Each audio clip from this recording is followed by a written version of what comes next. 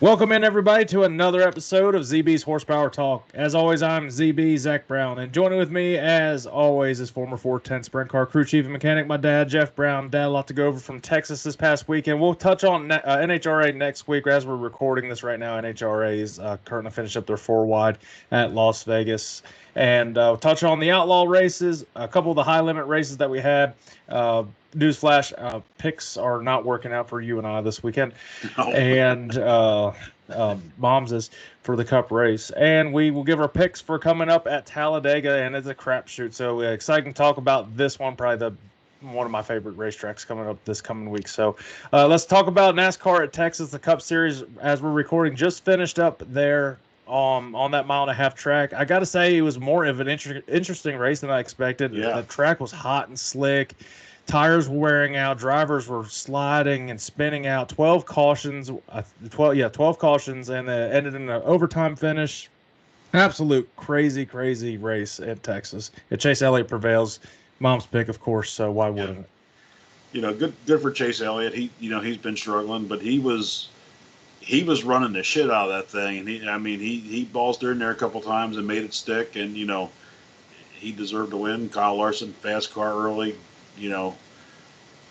Losing a right rear wheel. I mean, that's just that.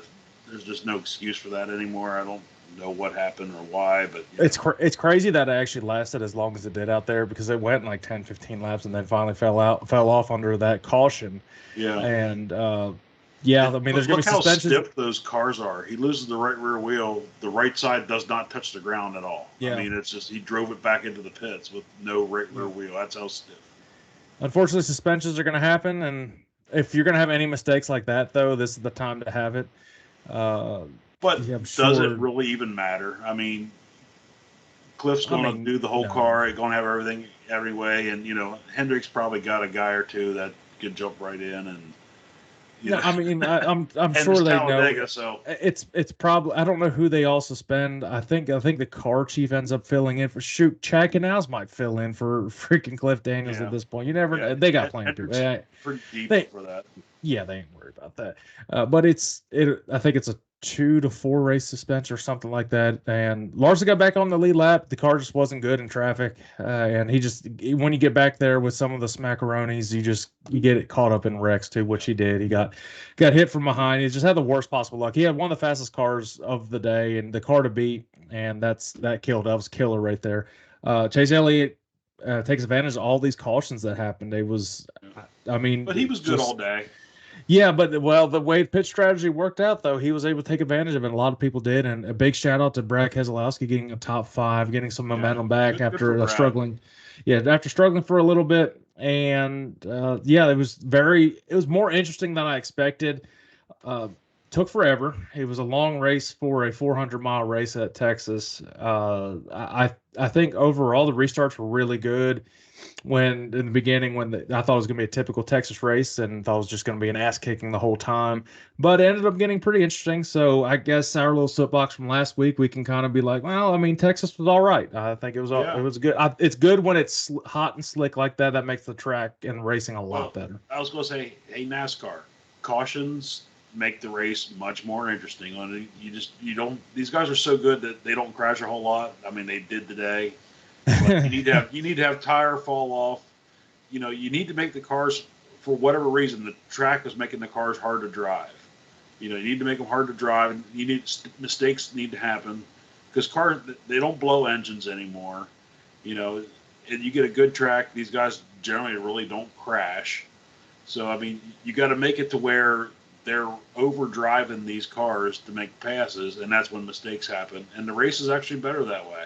I'm still going to stick with it. It will fix a lot of issues with the high horsepower. Well, that would definitely do it. That would cause these guys to. But you saw Chase take chances, and he dove it in under Denny Hamlin and cleared him, and it was a fantastic pass. And you got to give Chase props for that. He ran the hell out of it, like you were mentioning earlier. Yeah. And I thought, actually, if anybody was going to beat Chase there at the end, I thought Ross Chastain was going to be able to get it and maybe bump Chase out of the way, traditional Chastain fashion. But he just wasn't faster than Chase at the end. Yeah, and he did everything he could. He tried to pack the air. And he gets spun out by Byron. I think Byron just kind of misjudged how how fast he was actually coming off the corner and Yeah, got I up think to Ross caught had up to get to. out of the gas there and Yeah, fire. it obviously wasn't anything intentional. I don't think Last Ross lap, would you're not say. going to lift, so. No, he got started. He already started getting loose. Air was going under him, Yeah. and he was already coming around. But yeah, so Cup race not too That was a good bad. race. Let's touch on the truck race, and then we'll talk on probably the best race of the weekend at Texas. Definitely the best race of the weekend at Texas, at least the finish. At the end of the truck race, it was all about Kyle Busch the whole race, but there was a chance that Corey Haim came up to get a win against Kyle Busch. But you're not going to pass Kyle Busch at a restart in the truck series. It just doesn't happen. Very valiant effort by Corey Haim at the end, but Kyle Busch prevails. Which was dominant. both of our picks. It was Corey Haim, right? I picked Taylor Gray. Oh, okay. Yeah, I was going with some dark horses this weekend and nothing worked, except fantasy. I won again. Hey, I'm back on it. Yeah. I don't know how. I kept looking at it. I'm like dead last, and then I somehow ended up winning because all the cautions, everything fell. I'm like, you were close at some point too because all the smacks that didn't pit. At one point, I was leading. Yeah, it was kind of crazy, but so Kyle Busch dominates. Sure. Yeah, but Kyle Busch dominates the truck race and the Xfinity race. Let's touch on that real quick. Photo finish at Texas. It was literally an inch. Yeah. Sam Mayer somehow for Ryan Sieg. Yeah, heartbreak for him. He had like a second lead with like 5 laps to go. I'm like, oh, this race is over. And freaking Sam Mayer was coming, and he did it right, and he did it a very clean way. Sieg was able to actually try to crossover move off of turn 4. Just if the start finish line was like the track right behind you at Talladega, he probably would have ended up winning, but. I mean, good for Sam Mayer. Heartbreak for Ryan Sieg. Sieg, that's a big win that he wants to get for that team. That's his dad's team. So they've got a win. It was a road course ringer. I forget who jumped in the car for him, but with him, that would be a very special win. They jinxed the hell out of him in that. They're like, oh, this is gonna be a very special win for him. I'm like, oh, son of a bitch, he's gonna wreck now. And sorry, Adam Alexander. Damn, you jinxed the hell out of him. I can't believe Ryan Sieg's car went away. Therefore, like after that restart, he was by far the fastest car. Yeah. And then I don't know if it just burnt everything up, but if you didn't see it, Sam Mayer won by what, 1 inch? Yeah. And somehow they said that's the third closest Xfinity finish. I'm sure I there's don't know how probably you one get too closer than that one. I think this one ended up being 2 1,000ths, and I'm sure there's probably been a 1 1,000th, and it ends up tying. And then you got to go to like the 10th 1,000ths. I mean, I'm sure they look at all the data. But yeah. You didn't know who won when you crossed the line. I mean, I didn't expect that type of fit. That was like an Atlanta finish that you saw at Texas. So I'm gonna say this. I think was a good race this weekend. I'm gonna give Texas props, and I think the weather had a lot to do with it. As being hot and slick as it was, that made a huge factor. Yeah, and I think the truck series, with it being under the lights, that's best for them, because if they raced on a track like we saw today, there's 12 cautions in the Cup Series. Can you imagine that? It would have been a long-ass race. Anyways, that does it for NASCAR. Let's touch on dirt racing. We'll touch on NHRA getting into next week when they actually head to Charlotte for the 4-wide there. They're finishing up the 4-wide at Las Vegas. So actually, when we get done here, I'll flip it on FS1 and end up watching it on there. So shout out to Tony Stewart making it to the semi-finals for the 4-wide. I don't know all the live results right now, so I'll check them out here in a minute. But this episode is brought to you by SeatGeek. SeatGeek is a live entertainment platform rethinking ticketing by caring more about their fans, teams, and venues. They are powering a new open entertainment industries where fans have effortless access to experiences in teams, venues, and shows, and have seamless access to their audiences. With trusted consumer marketplace and innovative enterprise ticketing technology, SeatGeek has what you need for any sporting event. Make sure you use my promo code ZBMedia to get $20 off your purchase from SeatGeek. That is ZBMEDIA from SeatGeek. $20 off. You can't beat that. Check them out now. Get your next concert, sporting event, or anything else from SeatGeek. Back to the show. World of Outlaws at I-55. you could probably say it was dominant by one person each night. David Gravel, night one. Donnie Schatz, as soon as he got the lead, he was gone on night two. But you know what? But they never really took off and hit. I mean, they were always kind of within. They were right there. One little bobble would have made. Well, that's what happens when you hit lap traffic like at I-55. Especially on a small track like that. But again, it's overall, about who can you know, it really wasn't much of a battle for the lead once they got the lead. But the racing in the top 10 was actually pretty good racing. But the story of the year is who can get through this lap traffic the best, and you see the guys that are a little bit more experienced kind of rise to the top. And we've talked about it. Donnie Schatz, he's already got 2 wins on the year. Watch out once it really gets hot and slick, because he's rejuvenated this year. I'm looking ahead at Knoxville, and he is like the king of Knoxville of active drivers.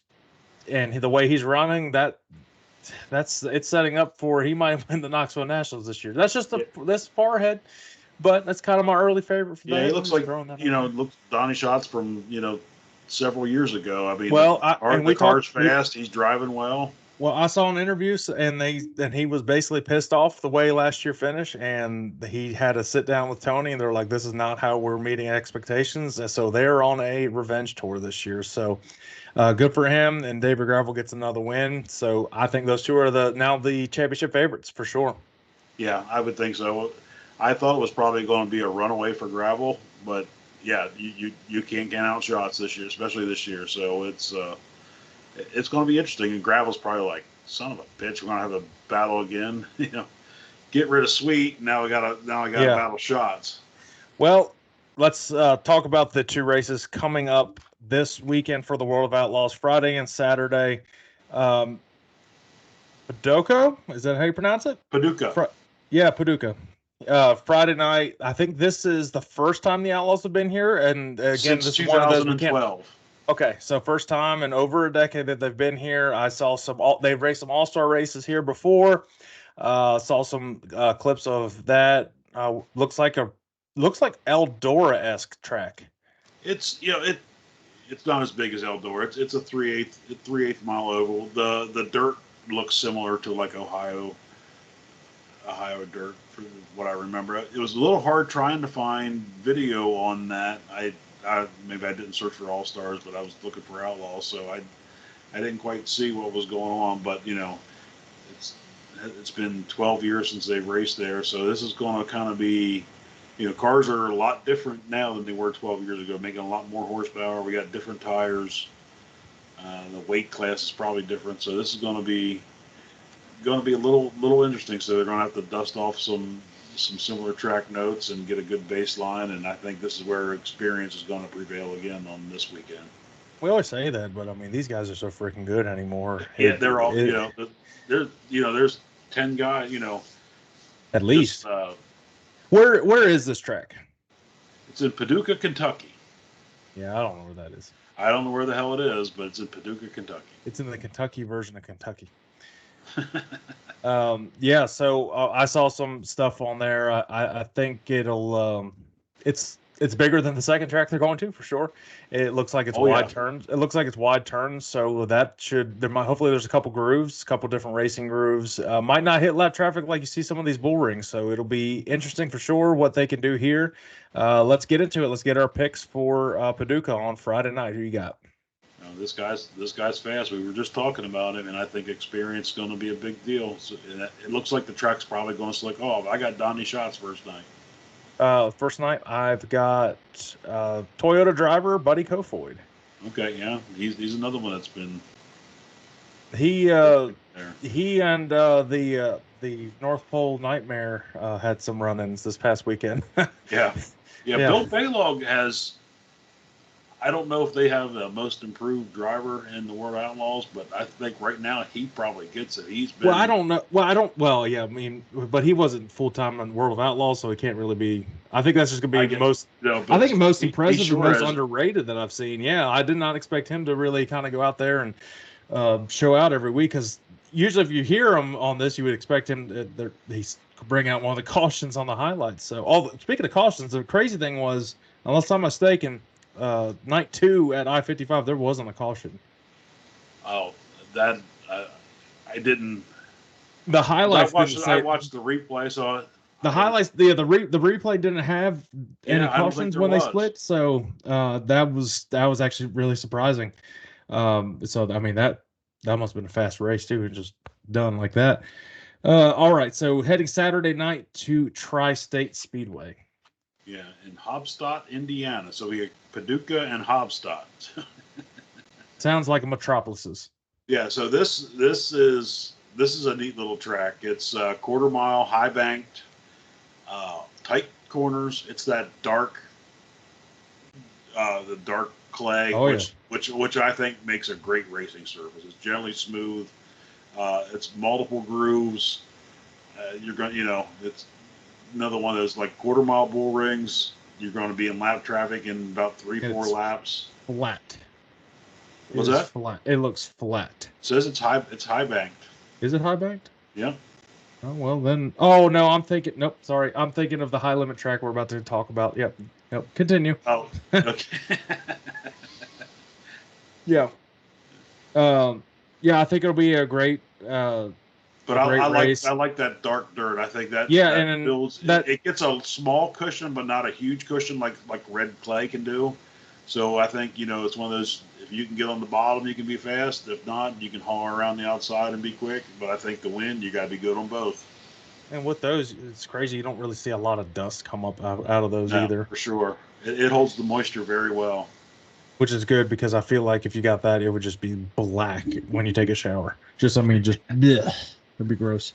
All right, so Tri-State Speedway. Who's your pick on Saturday night? This was your pick for the second night last week, so I'm going to give him a shot. He's kind of been letting me down, and I stepped away from Sheldon this week. So I got Carson Macedo. All right, well, I mean, that type of track really does suit his driving style. I'm going with my dark horse once again for the year. Giovanni Scelzi's my pick for Saturday. Yeah, I had him last week, and he really let me down too. It happens. Our picks last week sucked. So let's just that was just not. I don't think anyone finished. I think Bubba might have finished, maybe top 20, maybe, but it's just he was looking good for a while. Looked smarter than I actually was. All right, high limit. Bubba got finished. Oh, did he? Yeah. I don't know what everybody finished because 7,000 people wrecked today. Yeah.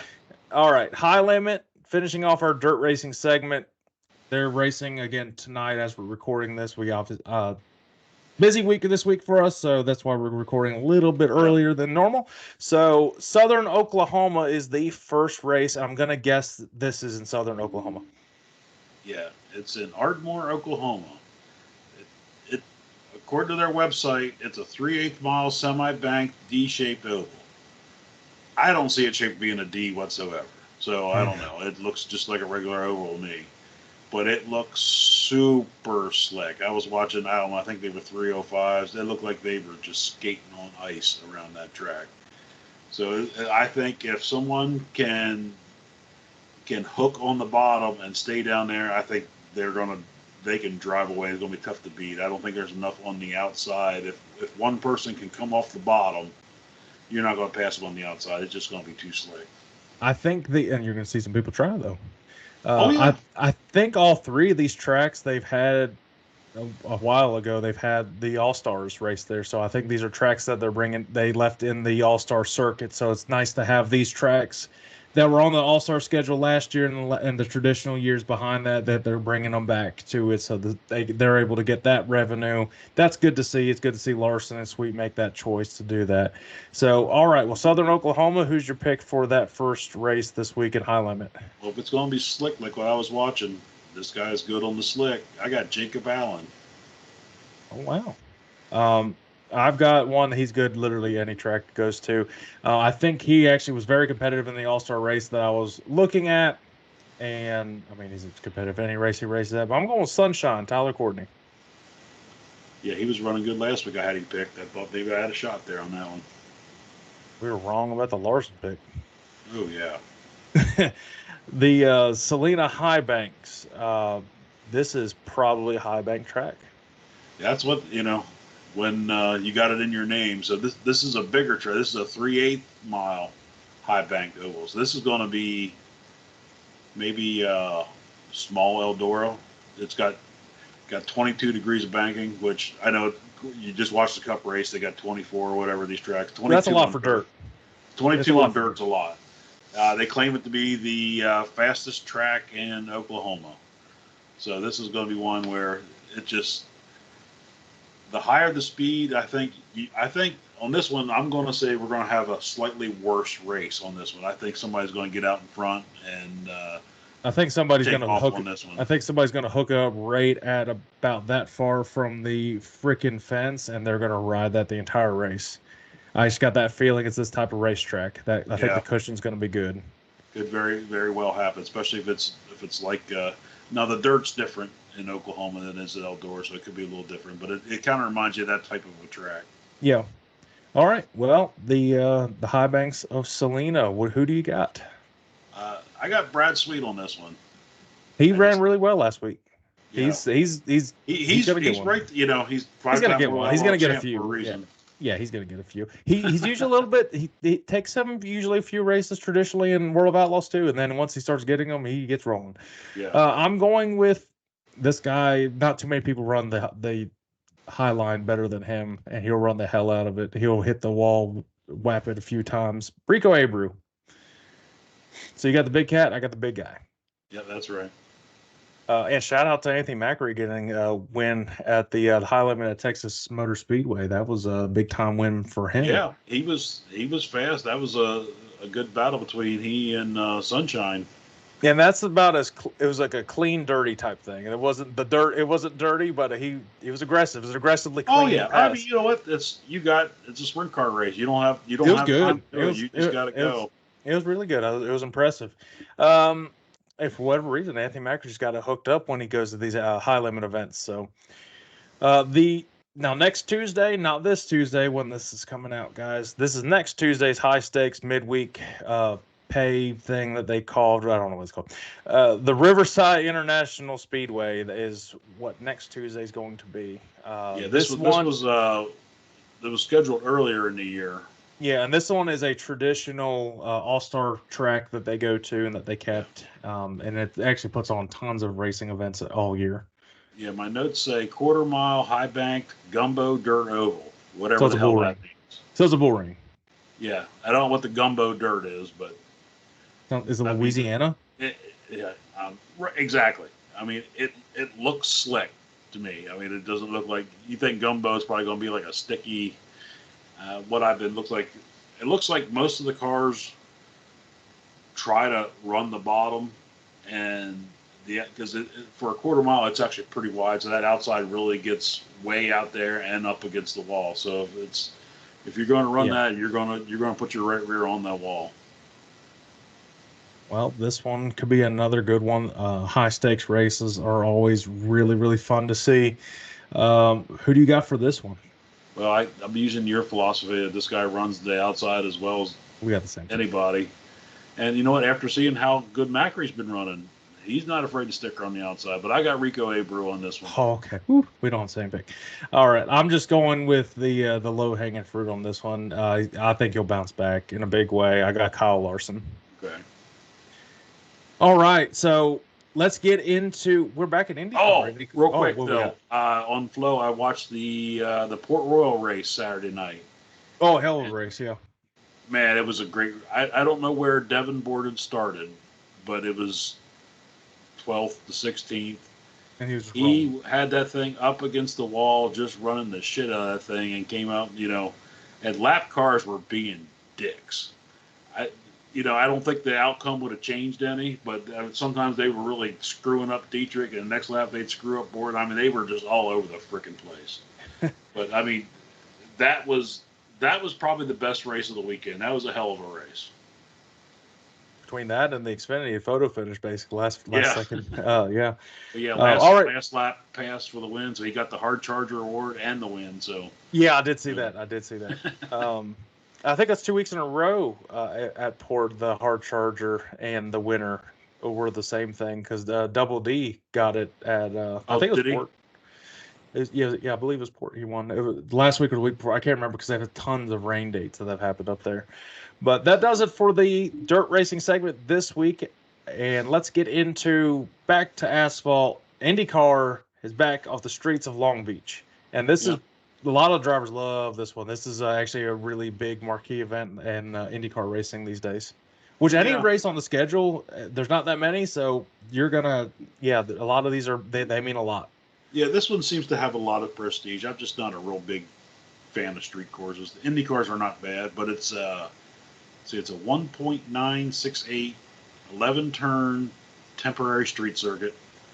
It encircles the Long Beach Convention Center, says which houses family fun zone, numerous displays during the race weekend, and runs down the scenic Shoreline Drive.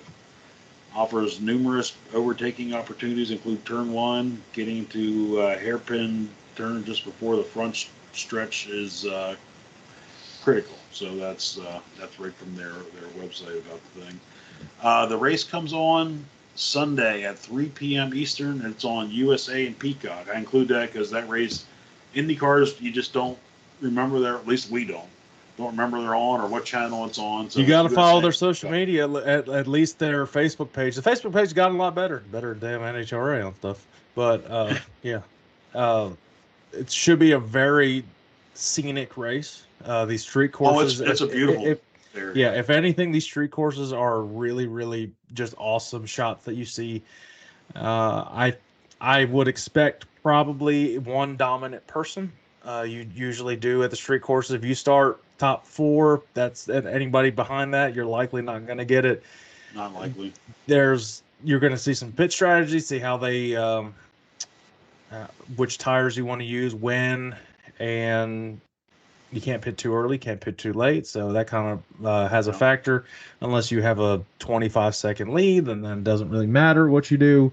But IndyCar's better than Formula One in the fact that they don't really get out to that massive, massive lead where they're like, oh, they're only 5 minutes behind or something. So IndyCar it'll be a better race than you usually see at Long Beach. But they got back-to-back weeks coming up here.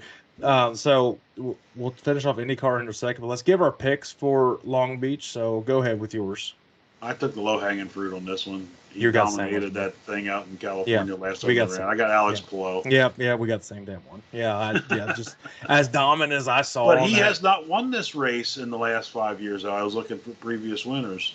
Well, he really got rolling last year. Was his year that he's won it last year, I think, and then Newgarden the year before. But well, as fast as he was at that race course, that was just. That was an ass kicking. That was an old school ass kicking that he did at that road course. So, I'd be shocked if he doesn't win.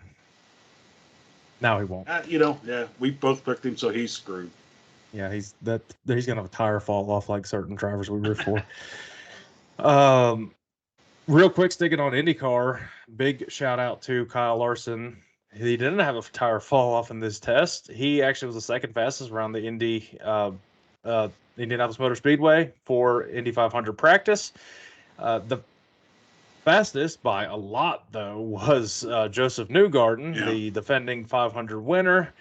But Larson was able to have very respectable laps, of course, and a lot of confidence booster that he's going to have. And he even said that he's using this just as a learning curve. He just wants to be able to log laps, get better and better, and try to figure these things out. Next time he's on it is the Indianapolis 500 practices here in a couple of weeks. So it's exciting. It's already the car's good. I mean, it's going to be a good car, and he's not an idiot, so he knows how to drive these damn things. So it'll be he's at least going to make the show. I'm not too worried about that. No.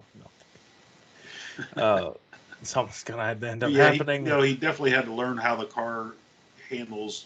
You get behind other cars, how all of a sudden the air changes those things, and how they. Well, I saw a clip of an interview he had with Michael Waltrip, and everybody always talks about the G forces and everything with the Indy cars and how drastic they can be, especially with the open cockpit and everything. But he even said it doesn't, in general, feel too much different than the next gen cars that he has. So he's adapted to it fine. He might pull more G's in a lot of sprint cars than anything. It'll be fun. That's just one Yeah. step closer. Hopefully, he has a good run while we're there. I'll have to make sure I'm not wearing whatever I wore today. That gave him bad luck. So, yeah. So, yeah, just big shout out to him. That was a big time Yeah, practice. 226 mile an hour. I think that was a big statement that he had to saying, "Yeah, I'm here." So Yeah, it was let's actually do it. racing with VK, and kind of drafted up and passed it, and had VK come up, draft him, and pass him. So he kind of got Definitely that better feel. than what Jimmy Johnson was trying to do. Yeah. So we'll talk about Jimmy Johnson in a second. I got some thoughts on some stuff here in a minute. Actually, I'm just going to bring that up. This is just kind of my thoughts, but do you think Jimmy's kind of starting to tarnish his whole entire legacy in his career by staying racing, and it's just been everybody's starting to forget how good he was a couple years ago, and now he's just he can't not even competitive in anything he races now. No, It's kind you of think just, he's, I don't know how many times he's won Texas, so he knows how to get around this thing. Now these cars are different, and he doesn't have Chad Canals, but his other cars were. you just think he would be. John Hunter Nemechek's awful now, but Eric Jones was up there. Eric Jones is definitely the flagship of that team. I'm saying, and you would just think that a 7-time champion would be better in any of even the IndyCar series, that he would be able to figure something.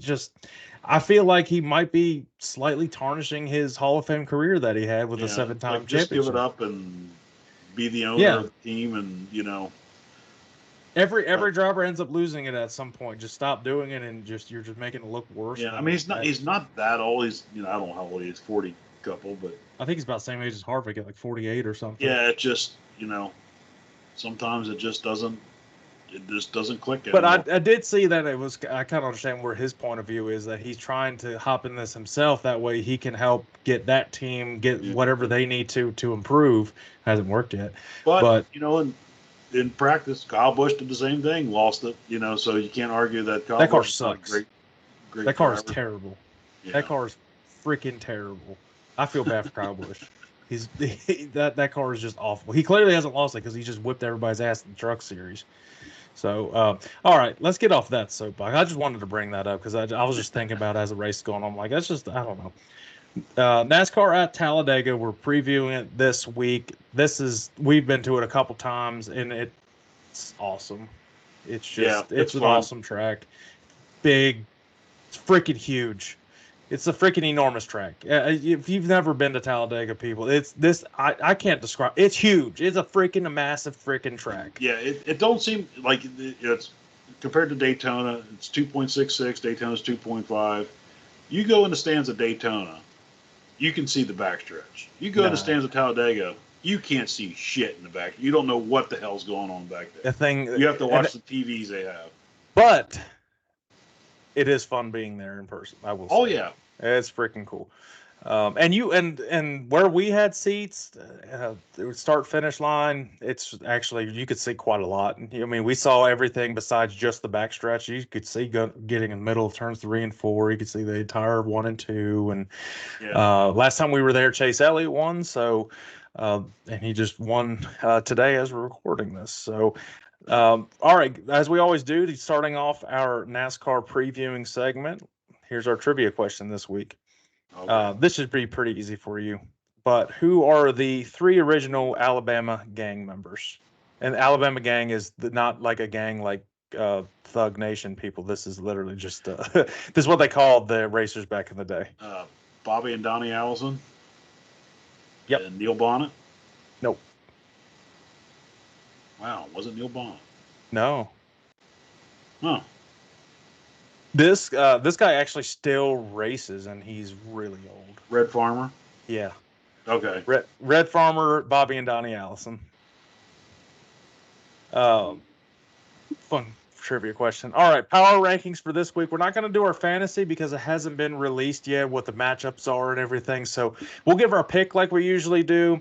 We're going to post our fantasy picks and lineups and matchups and all that stuff on our social media account, the Facebook, Instagram. So if you want to see the 5 drivers not to pick, just pick mine because I suck ass. It's so bad.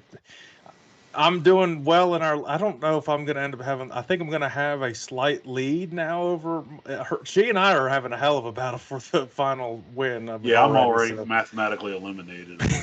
I don't think that's true, but we'll post some stuff. Newsflash to everybody: I'm probably gonna pick some people that no one's ever heard of because we're at freaking Talladega. Anybody can win, and it's just a crapshoot. And I can't use the good drivers because I need them for actual wins and stuff later on. So let's get in our power rankings as it just finished at Texas. Let me go first and let you get into it. So. Starting at number 5, moving into my top 5, I've got Tyler Reddick from 2311. Finally getting the top 5, getting some consistent races out of him, and he's good on these mile and a halves. Number 4, I've got Chase Elliott. Just won at Texas, and he's knocking off top 5s and top 3s. So he's rising. Number 3, falling from my number 1, I've got Kyle Larson. He was the fastest car once again for about a stage and a half, and then his tire just fell off. Number 2 is Denny Hamlin. He was number 3. I'm going to move him up a little bit more competitive, racing for that win, as consistent as he gets to. And he's going to be up there at Talladega. He always is at these speedway races, and he's got it figured out. Really good spotter, by the way. Shout out, Chris. He's on here before. If you haven't seen that one, go check it out. And number 1, I've got William Byron. Jumping from number 2 to number 1, he came out. But where the hell he came from in this race? Ended up damn top 5. No, he got 6, I think. I think he just fell out the top 5 of that. He's kind of very Kevin Harvick-esque. It's like all of a sudden you look up at the end. Blaney was up there, and then he got in a wreck because I have Blaney still out of it. That's the crazy thing about power rank is that's much they can change. So, all right, go with your 5. All right. Speaking of Blaney. He is not in my top 5 this week. He finally fell out. Finally fell out. So number 5, I dropped him down from number 3 last week. I got Kyle Larson at number 5. Yep. Up one spot at number 4. And I didn't realize he finished as well as he did until I looked at the results. I got Bubba Wallace. He had a bad day and still came home 7th. So, good race. And this is also kind of leading into Talladega, which Bubba gets good. He's home track. It's his home track. Yep. So, number 3, you got this week's race winner, who's also very good at Talladega. I got Chase Elliott. And number 2 stays the same. I got Denny Hamlin. And number 1 is, right now it's like heads above the favorite for the championship as of now, William Byron. And it can always change. I mean, oh yeah, it takes a couple bad weeks, and then all of a sudden you're. At this point last year, did anybody ever think that Blaney was going to win the championship? No. No. I didn't think that into the round of 8. I thought there's no chance Blaney's going to win that thing. No. And then once he got after he won Martinsville, though, then I'm like, he's going to freaking win this thing. I didn't pick him because I'm an idiot. But yeah. All right. So Xfinity there and Cup there this weekend. Trucks are in the fall. They used to do all 3 in the fall. I think it's just going to be back to 2 once again in the fall. That's the one we always went to. Yeah, it was nice having the trucks and Xfinity in the same day. That was kind of that fun. Was good. You can't beat that. We had 2 days, and it was not expensive for each ticket. I think total it was just north of $100. You can't beat that anymore at NASCAR for 3 races in one weekend. It's gonna be fast. It might be hot and slick, like you saw. That could be a factor at it. And the surface of Talladega is slowly but surely wearing out. So tires could even start being a factor at Talladega for once. Yeah, it's starting to be a little bit more of a handling track. You normally think of Daytona as more of a handling, and Talladega it doesn't really matter. But like you said, the surface is starting to wear out. Handling could be an issue. Strategy could be big. And it's one of them. Chevy teams still have not figured out how to really work together. Mm-mm. Ford is probably the best at it, and Toyota's pretty good. But Ford guys, they'll line up the with Toyotas, some snack and they'll drag out some bitch around there and be quick. Well, there's like 7 Toyotas, 8 Toyotas or something. It's not a lot of Toyotas, so like there's only so many that could work. Oh, yeah, well, Ford, but I think RFK specifically. I think Brad bringing that perspective to restrictor plate, speedway racing, or drafting tracks. That has definitely helped them out a ton. Yeah. So we say that in the last speedway race that they had. a Chevy one. So I don't know. I know, but I'm just, And William Byron won the 500, so it's like, so Chevys are 2 for 2 for Speedway racing this year. This is true. But it doesn't mean they've been working together. I see what you're talking about. So yeah, Xfinity there, Cup there. This is a crapshoot who we want to pick. Xfinity, I actually kind of used logic in this one because there's actually I think there's only actual few that can win at Xfinity. But as I'm saying that, I'm thinking of drivers like Shane Van Gisbergen that's got a good shot to win it this weekend because, I mean, why not? I mean, that car's a good car. I think he's in for an awakening here when he gets to this track. Trevor Bayne won the first time he ever hopped in a Cup car at Daytona 500. This is true. So you never know. He might say crikey a bunch. So, all right, who's your Xfinity pick on Saturday?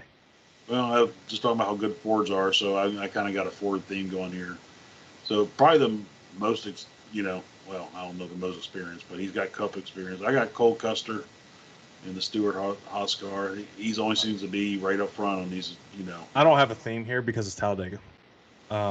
My theme is these drivers are actually pretty decent at speedway racing. Is it going to mean anything? No. It's Talladega. I don't know why I didn't pick Austin Hill, but hey, that's my pick. There you go. Yeah, that's my pick's Austin Hill. It's hard to go against him, but I was determined it's going to be a Ford this time. I mean, who knows? We can't really pick any worse than we did last week. So, all right, the Cup race Sunday. We haven't been to the spring race. That'd be a fun one to go to. But I think I might start thinking about doing Martinsville spring and then Talladega fall. That might be a good almost tradition to start to think about doing. But all right, Sunday. Who do you got on this one? You got Ford. I'm gonna take a guess who you probably have. I got a Ford. He's as good as any of them on there. So I got Joey Logano winning. Oh, okay, thank God. Mom's got Blaney. Okay, thank God. I ain't got anybody's pick. I've got Brad Keselowski for Sunday.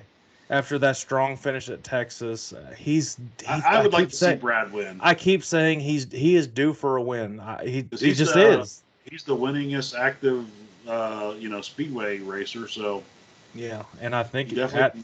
What's he got, like 9 at Talladega or something like that? Something like crazy. One more ties like Earnhardt or Gordon or somebody.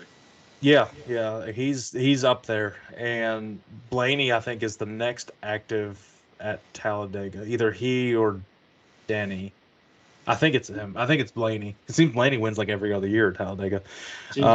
But I keep saying it. Brad Keselowski is due. He's due for a win. Yeah, I think it's really all. I was trying to think of a top 5 for next week. There's a few that have come to my mind, so we're just gonna have some random one right now. This kind of goes into tailgating, and we've tailgated a bunch, and I just got done tailgating with my 5-year-old at Martinsville, and there's a bunch of things that you need to have when you go into a tailgate. But there's also basic necessities that have to be brought with it. So the 5 things you have to have at a tailgate. Okay. That should be interesting.